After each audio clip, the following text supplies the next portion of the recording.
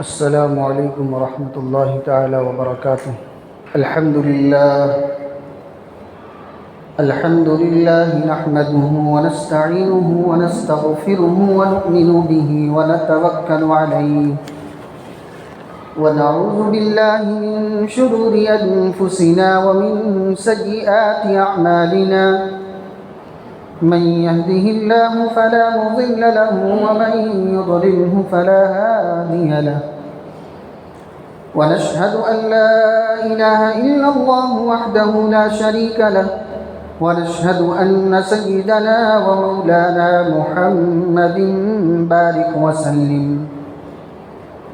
أما بعد، أعوذ بالله من الشيطان الرجيم، بسم الله الرحمن الرحيم. لقد جاءكم رسول من أنفسكم عزيز عليه ما عنتم حريص عليكم بالمؤمنين رؤوف رحيم. وقال تعالى في موضع آخر: لقد كان لكم في رسول الله أسوة حسنة لمن كان يرجو الله واليوم الآخر. آئیے ہم سب مل کر کے درود پاک پڑھ لیں. یا رب صلی وسلم دائما ابدا علی حبیبک خیر الخلق کلہم. تو اللہ کے نبی صلی اللہ علیہ وسلم کو جب حضرت حلیمہ سعدیہ رضی اللہ عنہا حضرت آمنہ کے پاس واپس کر گئی، اللہ کے نبی صلی اللہ علیہ وسلم وہاں 2 سال تک تقریباً رہے. اس کے بعد حضرت آمنہ کو یہ شوق پیدا ہوا، یہ خیال آیا کہ اپنے شوہر حضرت عبداللہ کی قبر کی زیارت کی جائے، میکے جایا جائے. چنانچہ آپ صلی اللہ علیہ وسلم کی والدہ جب یہ طے کر لیا، رفتے سفر باندھتی ہیں اور اللہ کے نبی صلی اللہ علیہ وسلم کے والد اپنے شوہر عبداللہ کے قبر کی زیارت کرتی ہیں، اور واپسی میں مقام ابوا کے پاس جب پہنچتی ہیں تو اللہ کے نبی صلی اللہ علیہ وسلم کی والدہ حضرت آمنہ کا انتقال ہو جاتا ہے. آپ صلی اللہ علیہ وسلم کی ولادت سے پہلے ہی آپ کے والد کا انتقال ہو گیا. ولادت کے بعد تقریباً یہ 6 سال کی عمر تھی اللہ کے نبی صلی اللہ علیہ وسلم کی کہ اب آپ صلی اللہ علیہ وسلم کی والدہ ماجدہ بھی آپ کو چھوڑ کر کے چلی جاتی ہیں، انتقال ہو جاتا ہے ان کا. اس کے بعد اللہ کے نبی صلی اللہ علیہ وسلم اپنے دادا حضرت عبدالمطلب کی پرورش میں آتے ہیں. حضرت عبدالمطلب اللہ کے نبی صلی اللہ علیہ وسلم سے بہت پیار کرتے، بے انتہا شفقت فرماتے، بڑی محبت کرتے تھے. لیکن ابھی اللہ کے نبی صلی اللہ علیہ وسلم کی عمر مبارک ابھی 8 سال کی بھی تقریباً نہیں ہوئی تھی کہ 2 سال کے اندر میں پھر آپ صلی اللہ علیہ وسلم کے دادا جان حضرت عبدالمطلب کا بھی انتقال ہو جاتا ہے. آپ صلی اللہ علیہ وسلم یتیمی در یتیمی جو ہے سہتے چلے جاتے ہیں، اور آپ صلی اللہ علیہ وسلم مستقل جو ہے آپ کو مشقتوں کا، پریشانیوں کا سامنا کرنا پڑتا ہے. لیکن آپ کے دادا حضرت عبدالمطلب انتقال کرنے سے پہلے اپنے بیٹے ابو طالب کو بلاتے ہیں جو حضرت رسول اللہ صلی اللہ علیہ وسلم کے عمہ جان ہیں، چچا ہیں. آپ صلی اللہ علیہ وسلم کی طرف نسبت کر کے کہتے ہیں یہ جو تمہارا یتیم بھتیجا ہے، دیکھو اپنی اولاد سے بھی زیادہ اس بچے سے محبت کرنا، اس کا بہت خیال کرنا. میں اس کو تمہاری سرپرستی میں، میں اس کو تمہاری کفالت میں، تمہاری ذمہ داری میں میں چھوڑ کر کے جا رہا ہوں. چنانچہ اللہ کے نبی صلی اللہ علیہ وسلم حضرت ابو طالب کی کفالت میں آ جاتے ہیں اپنے چچا کی ذمہ داری میں آ جاتے ہیں، اپنی چچا کی سرپرستی میں آ جاتے ہیں۔ اور اس وقت اللہ کے نبی صلی اللہ علیہ وسلم کی عمر مبارک 8 سال تھی۔ تقریباً 8 سال کی عمر میں والد بھی دنیا سے چلے گئے، والدہ بھی دنیا سے چلی گئیں، دادا جان جو ایک سہارا تھے وہ بھی اس دنیا سے چلے گئے۔ گزشتہ ہفتے یہ بات بتائی گئی تھی کہ اللہ کے نبی صلی اللہ علیہ وسلم کو ان تمام سہاروں سے بے نیاز کر کے گویا کہ دنیا کو یہ پیغام دیا کہ بچہ اگر وہ اچھا بنتا ہے تو اس کی نسبت کی جاتی ہے کہ اس کو اس کے باپ نے تربیت دی ہوگی، بچہ اگر نیک بنتا ہے تو یہ بتایا جاتا ہے کہ اس کی ماں کی تربیت کا نتیجہ ہے۔ بچے کی اچھائی کو بڑوں کی طرف منسوب کیا جاتا ہے۔ اللہ تبارک و تعالیٰ نے اپنے حبیب صلی اللہ علیہ وسلم کو بچپن ہی سے ان تمام سہاروں سے بے نیاز کر کے امت کو یہ پیغام دے دیا کہ یہ بچہ کسی باپ کی تربیت کا نتیجہ نہیں، یہ بچہ کسی ماں کی شفقت کا نتیجہ نہیں، یہ بچہ کسی بڑے کی تربیت میں نہیں پلا ہے۔ اس بچے کی ذمہ داری، اس بچے کی تربیت، اس بچے کی نگہداشت، اس بچے کی حفاظت تو خود رب العالمین نے کی۔ یہ گویا کہ یہ دنیا کو پیغام دے دیا۔ کہہ لو وہ رب جو ہے اپنے نبی کی حفاظت بھی اس طریقے سے کرتا ہے کہ جب تمام سہارے منقطع ہو جاتے ہیں، تمام ذریعہ ختم ہو جاتا ہے، تمام اسباب ٹوٹ جاتے ہیں، رب العالمین اللہ تبارک و تعالیٰ اپنے نبی کی ایسی حفاظت کرتا ہے، ایسی نگہداشت کرتا ہے، ایسی تربیت کرتا ہے کہ بچہ محمد الرسول اللہ صلی اللہ علیہ وسلم بن کر کے، آخری نبی بن کر کے، سید الکائنات بن کر کے اس دنیا کے اوپر چمکتا ہوا ستارہ بن جاتا ہے۔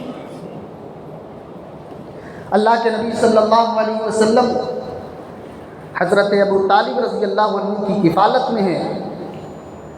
آپ صلی اللہ علیہ وسلم نے جب دیکھا کہ میرے چچا جان، ان کی فیملی بڑی ہے، ان کے بہت سارے بچے ہیں، میرے چچا جان بھی غریب ہیں، ان کے بچے بھی بہت سارے ہیں، ان کی ذمہ داری، ان کے بچوں کی ذمہ داری ہے، اور غربت کا بھی حال بڑا ہی عجیب ہے۔ چنانچہ اس کے باوجود پھر میری ذمہ داری بھی میرے چچا جان کے اوپر آ گئی ہے، گویا کہ میرے چچا جان کے اوپر کئی ذمہ داریاں ہیں۔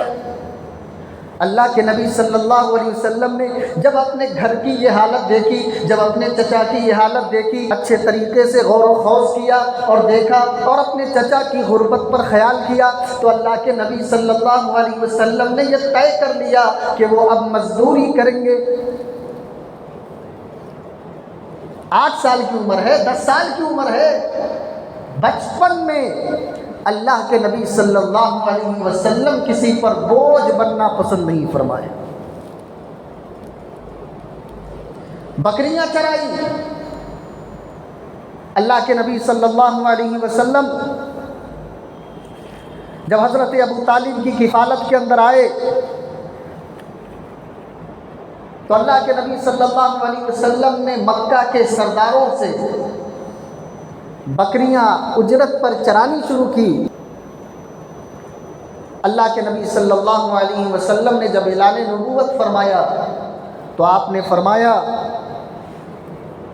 کہ لوگوں ما بعث اللہ نبیا الا رعى الغنم، کہ اللہ تبارک و تعالیٰ نے کوئی نبی ایسا نہیں بھیجا جس نے بکریاں نہ چرائی ہیں، ہر نبی نے بکریاں چرائی ہیں۔ تو صحابہ نے پوچھا یا رسول اللہ صلی اللہ علیہ وسلم کیا آپ نے بھی بکریاں چرائی ہیں؟ تو اللہ کے نبی صلی اللہ علیہ وسلم نے فرمایا نعم، ہاں میں نے بکریاں چرائی ہیں، اور میں نے معمولی قیمت پر، معمولی اجرت پر، چند پیسے کے لیے میں نے جو ہے مکہ کے لوگوں کی بکریاں چرائی۔ یہ اللہ کے نبی کی خودداری،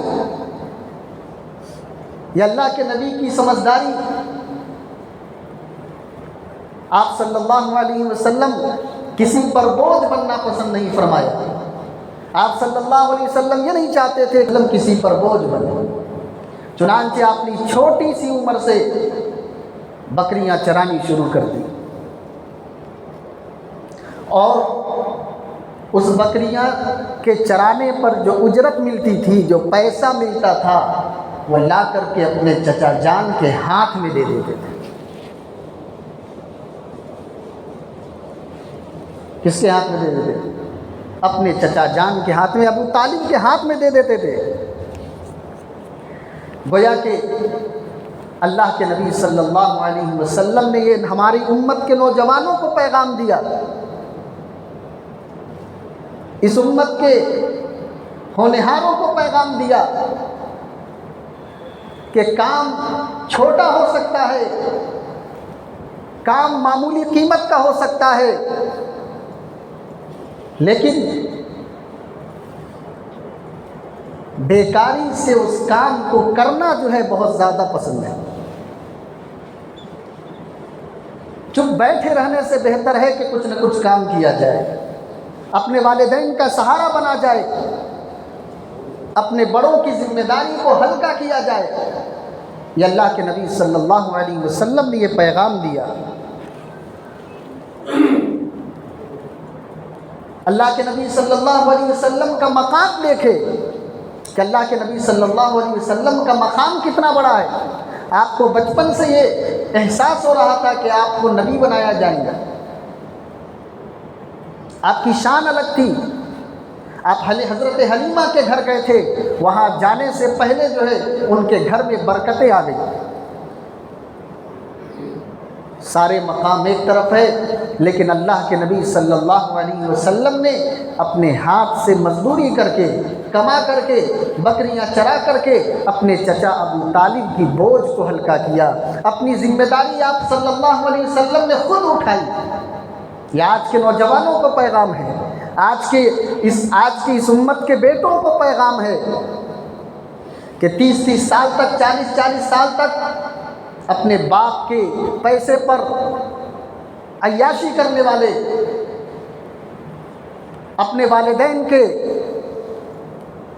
کمائے ہوئے پیسوں کو اڑانے والے اور ان کی دولت اور ان کی محنت پر پانی پھیرنے والے، آج کے نوجوان اگر اس سیرت کی سبق کو پڑھ لیں اور نبی پاک صلی اللہ علیہ وسلم کا 8-10 سال میں اس مکہ کی گھاٹیوں میں، اس پہاڑیوں میں نبی صلی اللہ علیہ وسلم کی بکری چرانے کی مشقت کو دیکھ لے،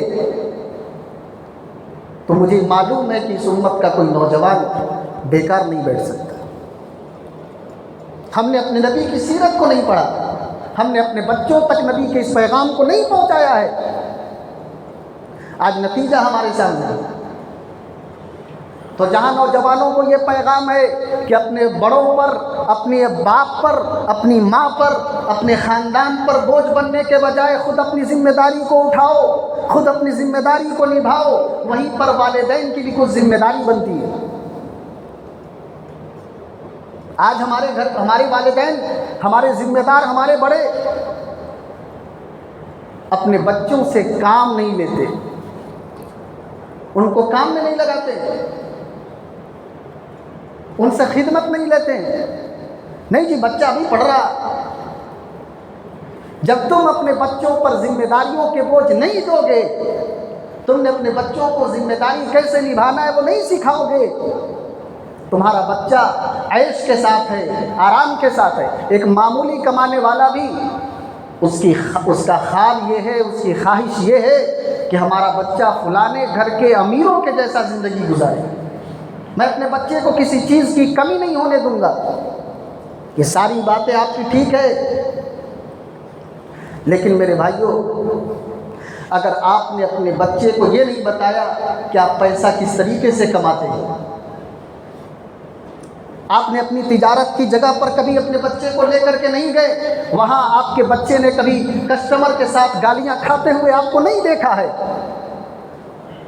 اگر آپ کے بچے مزدوری کی جگہ پر آپ کو اپنے ماتھے سے پسینہ بہاتے ہوئے نہیں دیکھا ہے، یاد رکھ لیجئے وہ آپ کی عزت نہیں کر سکتا ہے، وہ آپ کے مال کی عزت نہیں کرے گا، وہ آپ کے کمائے ہوئے دولت کی عزت نہیں کرے گا، کیونکہ آپ نے اس کو کبھی اپنی مجبوری بتائی نہیں، آپ نے اسے دکھایا ہی نہیں کہ پیسہ کیسے کمایا جاتا ہے، محنتیں کیسے کی جاتی ہیں، کس طریقے سے لوگوں کی گالیاں کھائی جاتی ہیں، لوگوں کی کڑوی کسیلی سنی جاتی ہے، نتیجہ یہ ہوتا ہے کہ آج 40 سال تک 30 سال تک نوجوان گھر میں بیٹھا ہوا، موبائل میں لگا ہوا، گیم کھیلتا ہوا، باپ کی دولت پر عیاشی کرتا ہوا نظر آتا ہے، لیکن باپ کے کاموں میں ہاتھ بٹاتا ہوا نظر نہیں آتا۔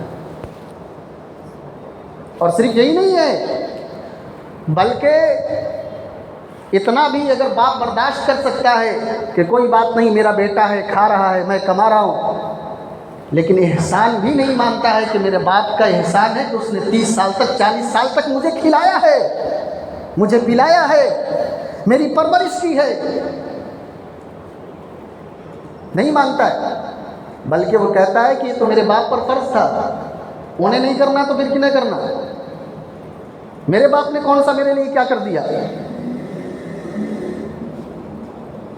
اس لیے اپنے بچوں کو ذمہ داریاں دو، اپنی تجارت کی جگہ پر لے کر کے جاؤ، اپنی ملازمت کی جگہ پر لے کر کے جاؤ، ان کو کاموں میں ہاتھ بٹانے کی عادت ڈالو، انہیں بتاؤ، انہیں وہ دیکھے معاشرے میں جا کر کے کہ پیسہ کیسے کمایا جاتا ہے، لوگوں سے کس طریقے سے کڑوی کسیلی سنی جاتی ہے، کس طریقے سے لوگوں کی گالیاں برداشت کی جاتی ہیں، لوگوں کے جملے برداشت کیے جاتے ہیں، پھر جا کر کے چند پیسہ جو ہے جیب میں آتا ہے، اور جس پر یہ بیٹا بیٹھ کر کے گھر کے اندر 30 سال تک 40 سال تک عیاشی کرتا ہے، اور ماں باپ خون کے آنسو رو رہے ہوتے ہیں، اور وہ باپ کے خون کے آنسو کو بھی وہ گلاب کا پھول سمجھ کر کے برباد کر دیتا ہے۔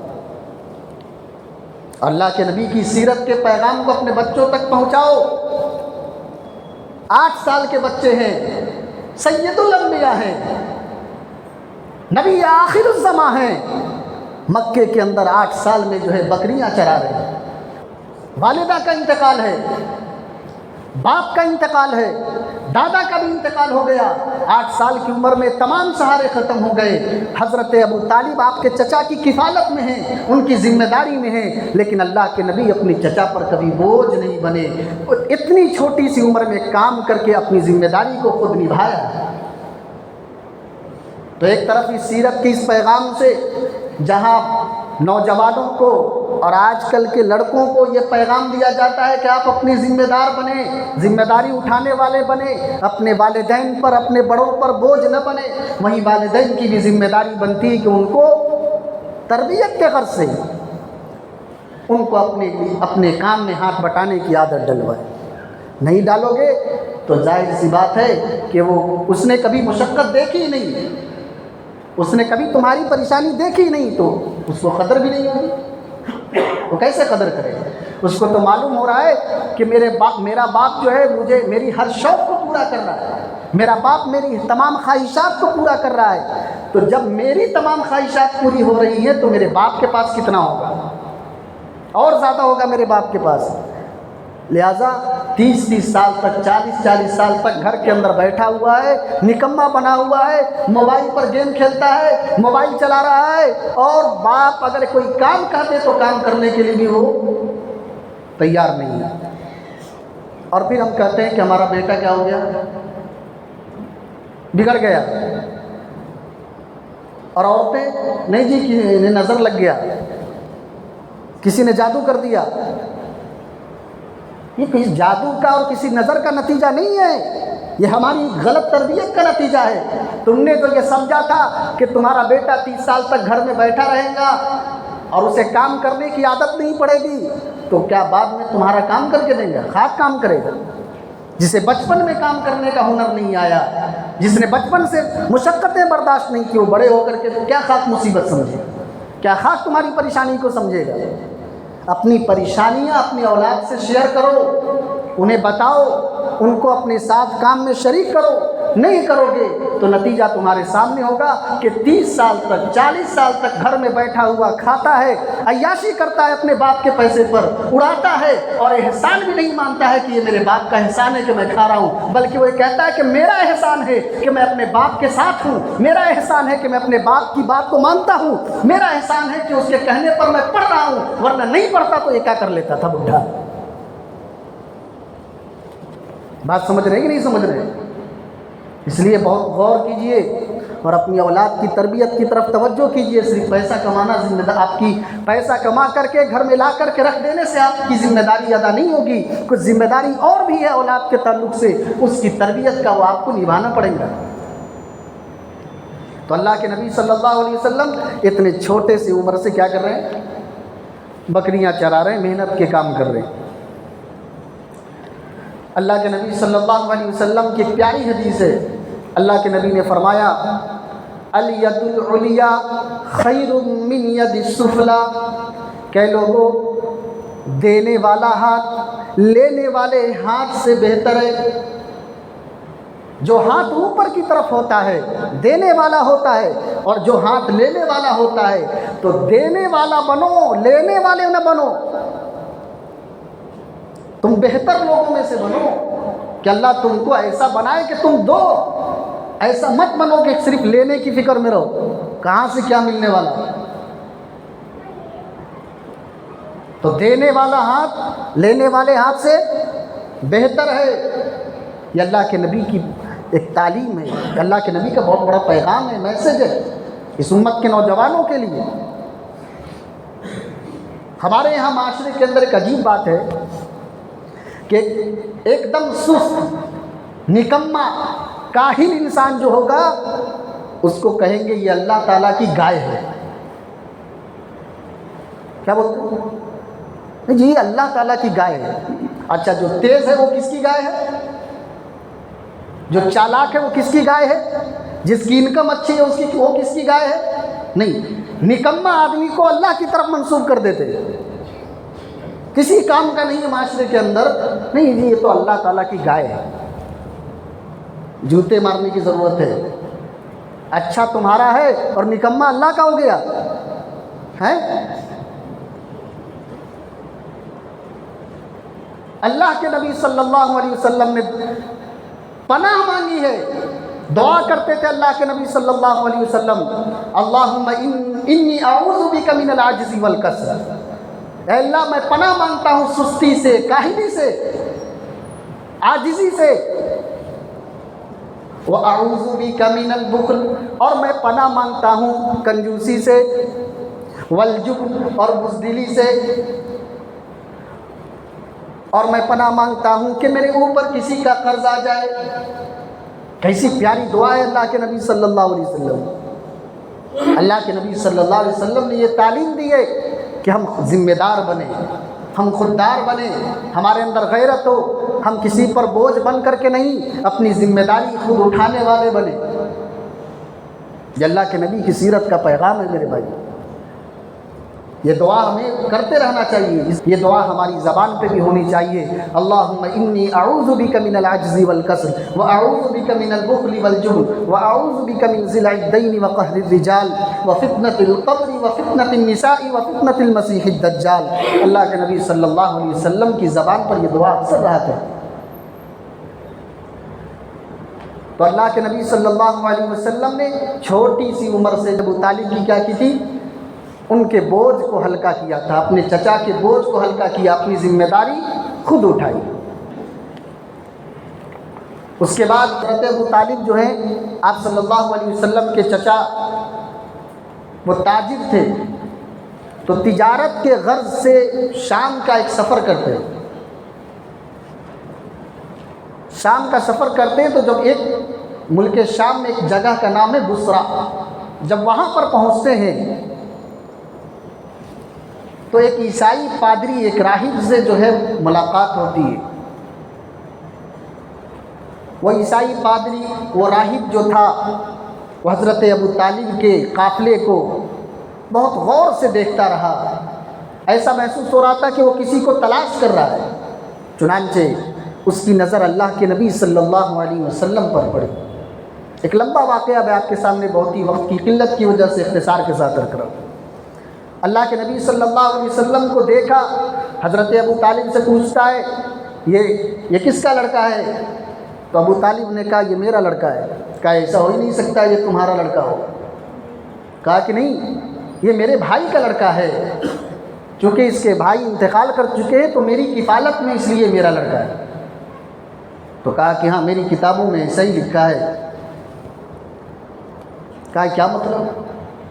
کہا کہ تم نہیں دیکھتے ہو یہ جو بچہ ہے اس کے اندر میں یہ دیکھ رہا ہوں کہ یہ نبی آخر الزماں بن کر کے آنے والا ہے، یا آخری رسول بن کر کے آنے والا ہے۔ کیا تم نے نہیں دیکھا کہ تم سب کے سب جب ایک مقام کے اندر ٹھہرے ہوئے تھے تو اللہ کے نبی پر بادلوں نے سایہ کر دیا تھا؟ بادل اس پر سایہ کر رہا ہے، پیڑ اس کی طرف تعظیم کے لیے جھک رہا ہے، اور پھر اس نے پیٹھ کی طرف کپڑا ہٹا کر کے بتایا کہ یہ دیکھو یہ مہر ہے، یہ علامت ہے نبوت کے ختم ہونے کی جو اس بچے کے اوپر ہے۔ تو کہا کہ سنو، آگے اس بچے کو لے کر کے نہیں جانا کہ یہودی اس بچے کے دشمن ہیں، یہیں سے اس کو واپس کر دو، ورنہ اس بچے کے جان کا خطرہ ہو سکتا ہے۔ حضرت ابو طالب نے وہیں سے کیا کیا؟ اللہ کے نبی صلی اللہ علیہ وسلم کو واپس کر دیا۔ یہ اللہ کے نبی صلی اللہ علیہ وسلم کا ایک سب سے بڑا معجزہ تھا کہ ابو طالب کی اس میں سفر کے اندر، تجارتی سفر کے اندر پیش آیا۔ اس کے بعد اللہ کے نبی صلی اللہ علیہ وسلم تقریباً آپ کی 15 سال کی عمر تھی۔ بہت بڑی ایک جنگ ہوتی ہے جس جنگ کا نام ہے جنگ فجار۔ اللہ کے نبی کے خاندان کے لوگ بھی اس میں شریک تھے اس جنگ کے اندر۔ جنگ فجار اس وجہ سے کہا جاتا ہے اس جنگ کو کہ یہ جو جنگ ہوا تھا اس میں یہ اشہر حرم میں ہوا تھا، یعنی محترم مہینے کے اندر جنگ ہوا تھا۔ تو محترم مہینے کے اندر جنگ ہونے کی وجہ سے بہت خون خرابہ ہوا۔ تو اس کے اندر جنگ فجار جو ہے اس واسطے اس کا نام پڑا کہ اس میں برے لوگ زیادہ شریک تھے۔ تو اللہ کے نبی صلی اللہ علیہ وسلم نے یہ جنگ اپنی آنکھوں سے دیکھی۔ اس کے بعد ایک معاہدہ ہوتا ہے، ایک پیکٹ طے کیا جاتا ہے حلف الفضول کے نام سے۔ اللہ کے نبی صلی اللہ علیہ وسلم کی عمر بھی اس وقت 15 سال ہے۔ معاہدہ طے کیا جا رہا ہے، اور وہ معاہدے کی بنیاد تھی کہ دیکھو مظلوموں کا ساتھ دینا، جس پر ظلم کیا جائے ہم سب اس کے ساتھ کھڑے ہوں گے، اور ظالم کی ہر حال میں روک تھام کی جائے گی۔ معاہدے کا دوسرا ایک پیکٹ تھا اور اقرار نامہ یہ تھا کہ ملک کے اندر امن و امن قائم کی جائے گی، ملک کے اندر جنگ، لوٹ پاٹ، مار دھاڑ سے جو ہے ملک کی حفاظت کی جائے گی، اور تیسرا کہ مسافر کی، غریبوں کی حفاظت کی جائے گی۔ یہ 3 باتیں اس حلف الفضول نامی معاہدے کے اندر طے ہوئی، اور اللہ کے نبی صلی اللہ علیہ وسلم اس معاہدے میں شریک تھے۔ آج کے نوجوانوں کو یہ پیغام دیا گیا کہ اچھے کاموں میں آپ کو آگے بڑھ کے رہنا ہے۔ اگر آپ اچھے کاموں میں شریک نہیں ہوگے تو پھر آپ غلط کاموں میں آپ چلے جاؤ۔ اللہ کے نبی صلی اللہ علیہ وسلم نوجوانی کے عالم ہیں، 15 سال کی عمر میں ایسے معاہدے کے اندر آپ شریک فرما رہے جس میں ملک کے اندر امن و امان قائم کرنے کی بات کی جا رہی ہے، مظلوموں کا ساتھ دینے کی بات کی جا رہی ہے، غریبوں اور مسافروں کی مدد کی بات کی جا رہی ہے۔ آج 15 سال کا نوجوان، اس کو ان تمام چیزوں سے کوئی مطلب ہی نہیں ہے۔ آج ہمارے معاشرے کے نوجوان کو ان کاموں کے کرنے کا کوئی شوق نہیں ہے، وہ اس طرف کبھی توجہ بھی نہیں دلاتے۔ 15 سال کی عمر میں ہمارے نوجوانوں کو سب سے بڑا ایک ٹارگٹ ہوتا ہے موبائل کا، اچھے کپڑے کا۔ یہ امپریس کرنا چاہتے ہیں اچھے کپڑوں کے ذریعے سے، اپنے ہیئر اسٹائل کے ذریعے سے، اپنے موبائل فون کے ذریعے سے۔ اللہ کے نبی صلی اللہ علیہ وسلم نے 15 سال کی عمر میں جو کام کیا ہے، اور اللہ کے نبی صلی اللہ علیہ وسلم نے جو طریقہ اختیار کیا ہے، وہ کسی اچھے کپڑے کا نہیں، اچھے کھانے پینے کا نہیں، اچھے موبائل فون کا نہیں۔ اللہ کے نبی صلی اللہ علیہ وسلم نے پوری دنیا کو امپریس کیا ہے تو اپنے اخلاق سے امپریس کیا، لوگوں کو متاثر کیا ہے تو اپنے کردار سے متاثر کیا ہے۔ یہ نوجوانوں کو پیغام دیا ہے کہ تم نوجوان ہو، اللہ کے نبی کی سیرت پڑھو تو اپنی نوجوانی کو اور اللہ کے نبی کی نوجوانی کو سامنے رکھو کہ تم 15 سال اور 20 سال کی عمر میں کیا کرتے ہو، اور تمہارے نبی آخر الزماں صلی اللہ علیہ وسلم نے 15 سال اور 20 سال کی عمر میں کیسے کیسے کارنامہ انجام۔ تو نوجوانوں کے لیے خاص طور پر یہ کہ ہم اس اللہ کے نبی کی سیرت کے ان واقعات کو پڑھیں اور اس پر غور کریں اور اپنی زندگی کو سامنے رکھ کر کے غور کریں کہ ہم کہاں ہیں، اور اللہ کے نبی صلی اللہ علیہ وسلم کی سیرت مبارکہ کریں۔ اللہ کے نبی صلی اللہ علیہ وسلم نے ان حلف الفضول میں آپ نے شرکت کی، اور حدیث پاک کے اندر آتا ہے کہ جب اللہ کے نبی صلی اللہ علیہ وسلم نے اعلان نبوت فرمایا تو اس وقت بھی یہ بات فرماتے تھے کہ اگر اس معاہدے کا نام لے کر کے کوئی مجھے بلائے گا مدد کے لیے تو میں آج بھی اس کی مدد کے لیے میں تیار ہوں، آج بھی میں اس کی مدد کروں گا۔ تو ہمارے نوجوانوں کے لیے سب سے بڑا پلیٹ فارم ہے کہ آپ کے اندر ہمارے ملک کی امن و سلامتی کے لیے، اپنے ملک کی حفاظت کے لیے، اپنے علاقے کے غریبوں، مسکینوں، یتیموں کا خیال کرنے کے لیے آپ کے پاس بہت سارا راستہ ہے۔ آپ ایک تنظیم بنائیں، آپ اللہ کے نبی صلی اللہ علیہ وسلم کی طرف کوئی ایک ایسا گروپ بنائیں جس کے اندر آپ بھی ان کاموں کے اندر حصہ لینے والے بنے، جہاں آپ ملک کے امن و سلامتی کی بات کرنے والے ہوں، جہاں ملک کی حفاظت کرنے کی بات کرنے والے ہوں، جہاں غریبوں کا، یتیموں کا، مسکینوں کا خیال کرنے کے بارے میں گفتگو کی جاتی ہو، ان کی مدد کی جاتی ہو، جہاں پر مسافروں کی مدد کا کوئی انتظام کیا جا رہا ہو۔ آج ہمارے معاشرے ایسی تنظیموں سے خالی ہے۔ تو آج آپ کے سامنے، ان نوجوانوں کے سامنے سیرت النبی کا یہ بہت بڑا پیغام، آپ یہ کرنے کی کوشش کریں۔ یہ اللہ کے نبی صلی اللہ علیہ وسلم کی سیرت سے جو ہے آپ کو یہ سبق ملتا ہے۔ اس کے بعد اللہ کے نبی صلی اللہ علیہ وسلم نے تجارت شروع کی، اور اس طریقے سے امانت داری کے ساتھ آپ تجارت کرتے رہے کہ اللہ کے نبی صلی اللہ علیہ وسلم کو صادق کہا گیا، آپ کو امین کہا گیا، امانت دار کہا گیا۔ آج ہم اپنی حالت کو دیکھیں، اگر ہم میں سے کوئی تاجر ہے تو تجارت کے لائن میں یہ سمجھا جاتا ہے کہ سب سے بڑا جھوٹا یہی ہے، امانت دار نہیں، خیانت دار سمجھا جاتا ہے۔ اللہ کے نبی صلی اللہ علیہ وسلم نے 25 سال کی عمر میں تجارت کی، ایسی کامیاب تجارت کی، اور اس طریقے سے آپ نے اپنا بزنس کھڑا کیا کہ لوگ آپ کو آپ کی تجارت کے لائن میں، عبادت کے لائن میں نہیں، کہ بہت بڑے نماز پڑھتے ہوئے دیکھ کر کے لوگوں نے کہا کہ بڑے امانت دار ہیں، حج کرتے ہوئے دیکھ کر کے کہا ہو کہ آپ بہت امانت دار ہیں، صدقہ اور خیرات کر کے دیکھ کر کے کہا ہو کہ آپ بہت امانت دار ہیں۔ نہیں، اللہ کے نبی کو تجارت کرتے دیکھا تھا، اور لوگوں نے کہا کہ یہ لڑکا ہے، یہ محمد جو ہے امین ہے، امانت دار ہے، صادق ہے، سچا ہے۔ آج ایسے تاجر بننے کی آپ کو ضرورت ہے، اور اس کا اثر ایسا ہوا کہ حضرت خدیجہ تک جب یہ بات معلوم ہوئی کہ مکے میں ایک شخص ہے جس کا نام محمد ہے، جو صادق ہے، سچا ہے، امانت دار ہے، اور بڑا بزنس مین ہے، تاجر ہے، تو اس نے اپنا تجارت کا بزنس جو ہے اللہ کے نبی صلی اللہ علیہ وسلم کو ہینڈ اوور کرنے کا فیصلہ کر لیا۔ اور اس کے لیے حضرت خدیجہ رضی اللہ تبارک و تعالی عنہا نے کیا کیا، اپنے غلام میسرہ کے ساتھ اللہ کے نبی کو پہلا مال تجارت دے کر کے بھیجا کہ جاؤ تجارت کر کے آؤ، اور پھر اللہ کے نبی کو گویا کہ جانچنا چاہ رہی تھی، پرکھنا چاہ رہی تھی کہ اللہ کے نبی کو جانچا جائے، پرکھا جائے کہ یہ واقعی صادق ہے کہ نہیں، امانت دار ہے کہ نہیں، امین ہے کہ نہیں۔ چنانچہ میسرہ غلام کو اس بات کی ڈیوٹی دی گئی، ان کو اس بات کے لیے مقرر کیا گیا کہ اللہ کے نبی کے ہر ادا کی، اللہ کے نبی کے ہر کام کی نگرانی کی جائے، اور آ کر کے مجھے بتایا جائے۔ جب تجارت سے واپسی ہوئی تو حضرت خدیجہ نے ان کے غلام میسرہ سے پوچھا، بتاؤ تم نے اس محمد کو کیسا پایا؟ تو اس غلام نے کہا، واللہ ھذا، میں نے اس جیسا کوئی تاجر نہیں دیکھا ہے جس نے تجارت کی، خوب منافع کمایا، لیکن اس تجارت میں کی کبھی ایک لفظ بھی جھوٹ کا نہیں نکالا ہے۔ اس کو میں نے سچا پایا ہے، اس کو امانت دار پایا ہے، اور ایسی امانت داری کے ساتھ اس نے تجارت کی ہے کہ سب سے زیادہ نفع کسی کو ہوا ہے تو محمد الرسول اللہ صلی اللہ علیہ وسلم کو ہوا۔ چنانچہ اس واقعے سے حضرت خدیجہ رضی اللہ تبارک و تعالی عنہا کے دل میں اللہ کے نبی کے تعلق سے اور زیادہ محبت پیدا ہو گئی، اور زیادہ محبت ان کے دلوں کے اندر گھر کر گئی۔ حضرت خدیجہ رضی اللہ تبارک و تعالی عنہا کے یہاں قریش مکہ کے بڑے بڑے مالداروں کے آفر آئے تھے نکاح کے لیے، بیوہ تھی، 40 سال کی عمر تھی۔ حضرت خدیجہ رضی اللہ عنہا نے پیغام بھیجا اللہ کے نبی کو کہ اگر میں جانتی ہوں کہ آپ کی عمر چھوٹی ہے، 25 سال کی عمر ہے، میری عمر بڑی ہے، میں 40 سال کی ہوں، بیوہ ہوں، آپ کی خواہش ہوگی کہ کسی ہم عمر سے شادی کی جائے، ایسی عورت سے شادی کی جائے جس کی شادی نہ ہو، غیر شادی شدہ سے شادی کرنے کی خواہش ہوگی. لیکن اگر آپ یہ چاہیں کہ مجھ سے شادی کریں تو میرا یہ پیغام ہے کہ آپ مجھ سے نکاح کر لیں.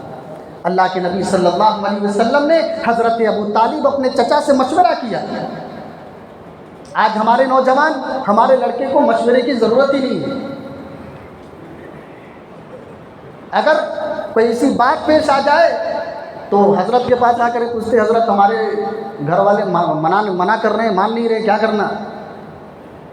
خود سے شادی کر لیتا ہوں.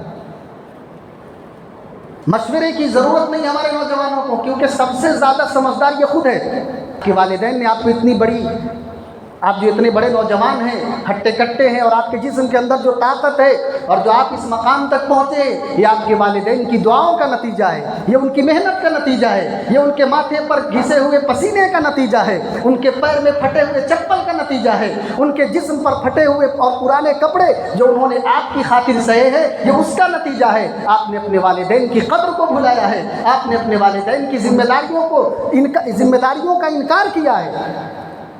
حضرت ابو طالب سے مشورہ کر رہے اللہ کے نبی نوجوانوں کو پیغام دے رہے کہ کس طریقے سے آپ کو بڑوں کے ساتھ چلنا چاہیے، اپنے والدین کے ساتھ چلنا چاہیے.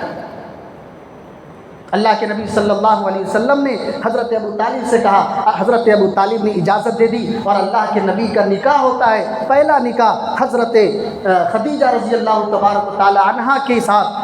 اللہ کے نبی کی عمر 25 سالہ ہے، حضرت خدیجہ بیوہ ہیں، عمر 40 سالہ ہے. اللہ کے نبی سے ان کا نکاح ہوتا ہے. حضرت ابو طالب نکاح پڑھاتے ہیں اور اس طریقے سے اللہ کے نبی کی یہ پہلی شادی ہوتی ہے. انشاءاللہ تبارک و تعالی باقی اگلے ہفتے اگلے جمعے کے اندر آپ حضرات تک بات آئے گی. دعا فرمائیں اللہ تبارک و تعالی ہمیں اور آپ کو اور بالخصوص ہمارے نوجوانوں کو آج کی اس خطبہ جمعہ سے جو پیغام پہنچتا ہے کہ ہم خود اپنے ذمہ دار بنیں، ہم والدین پر، اپنے بڑوں پر بوجھ نہ بنیں. چھوٹا بزنس کیوں نہ ہو، اللہ کے نبی نے بکریاں چرائی ہے سید الانبیاء ہونے کے باوجود. ہم کسی بزنس کو، کسی کام کو چھوٹا نہ سمجھیں، بلکہ ہمارے اندر اس بات کا احساس ہو کہ بیکار بیٹھنا یہ برا ہے، چھوٹے موٹے معمولی کام کرنا برا نہیں ہے. یہ ہمارے دلوں کے اندر یہ احساس پیدا ہو، ہم اپنے ذمہ داروں کے ساتھ رہیں، اپنے والدین کا ہاتھ بٹانے والے بنیں، ان کے مشورے سے چلنے والے بنیں. اللہ تعالی ہم سب کی اولاد کو نیک صالح بنائے. اللہ کہنے سننے سے زیادہ عمل کی توفیق عطا فرمائے. جو حضرات سنتیں نہیں پڑھیں سنتیں پڑھیں.